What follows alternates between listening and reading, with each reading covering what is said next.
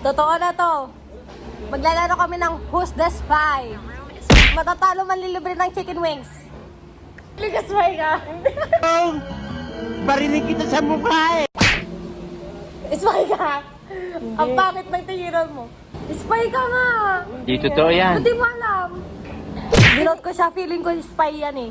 Tama kayo, tama kayo. Ako naman eh. Ala, nagtayo na ako. Nagtayo sila. Ikaw ang balik sa akin dito, unggoy. Ano sa'yo? Bakit mo titignan? Tangina ka.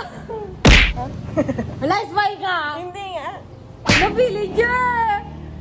Ikaw na nakaperwisyo, ikaw pa galit ha. Spy, binot ka. Binot ka, be. Spy!